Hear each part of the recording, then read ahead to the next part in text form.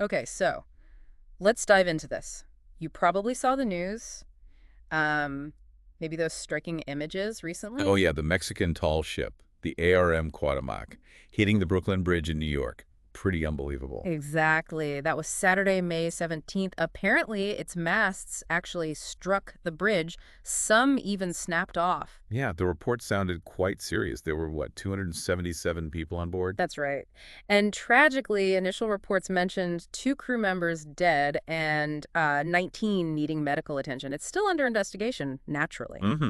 And President Scheinbaum has commented on it as well. She has, but I think the immediate question, especially for, maybe our listeners focused on current affairs. Well, like those preparing for civil service exams. Right. Why was a Mexican naval training vessel sailing under the Brooklyn Bridge in the first place? Good question. It seems straightforward, but there's more to it. The Cuauhtémoc isn't just any ship. It's the Mexican Naval Academy's training ship, right? Like a floating school for cadets. Exactly. And it wasn't just, passing through randomly. It was on a planned global goodwill tour. Ah, okay, so it had just left a pier in Manhattan, heading out to sea. Precisely. And these tours, they're actually an annual thing. It marks the end of the naval school year. So it's a tradition. Part of their training involves this global outreach. Mm-hmm. The Mexican government itself describes its mission, something like carrying the Mexican people's message of peace and goodwill. It acts as a really important ambassador. That makes sense.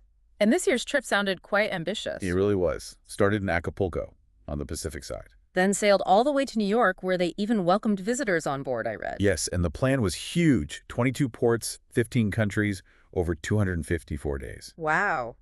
That's quite a voyage. And the ship itself has a history. It does. Built in Spain, first sailed back in 1982. It's even been in international boat races.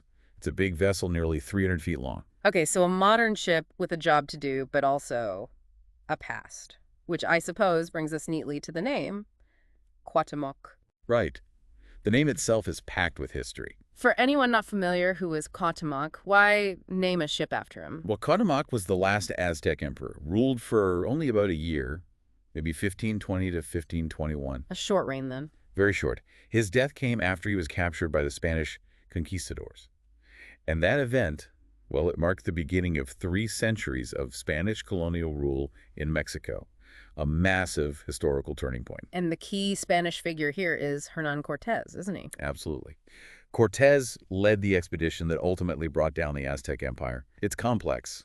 The Emperor Moctezuma initially welcomed him. But things went sour pretty quickly, leading to conflict. Exactly.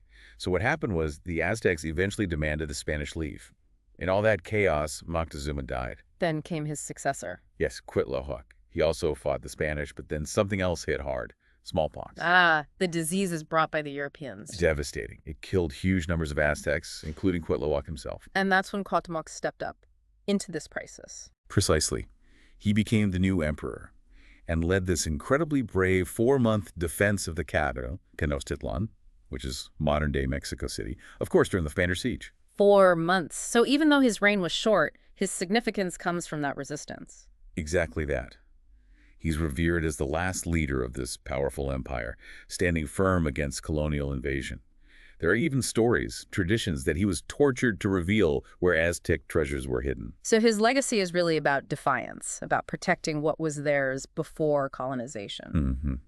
He's become a true national hero in legend and in history, a symbol of protecting Mexican identity, culture. You see his name everywhere in Mexico towns, streets, monuments. Which brings us right back to the ship hitting the bridge. It does, naming a modern naval vessel one sent out on goodwill missions after him. Well, it says a lot. It underscores just how important he remains to Mexican history, to national identity. You have this modern ship carrying a message of peace, named after someone who fiercely resisted foreign power. It's quite a statement. Yeah. And you could even see the Goodwill Tour itself as like a modern expression of Mexico's place in the world. A complete contrast to the colonial period Cuauhtémoc fought against. It's just a really striking link, isn't it, between a news headline about an accident and this deep, significant history. It really is.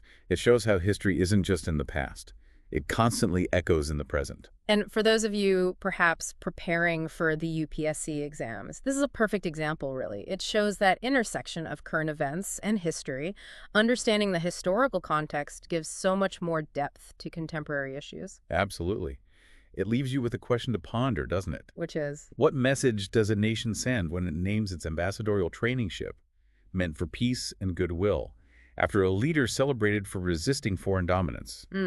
That's a fascinating thought, something to definitely reflect on. And just to mention, our deep dive today drew on reporting from the Indian Express. If you found this discussion valuable, please do give us a like, subscribe for more, and definitely comment below if you have any other questions or thoughts.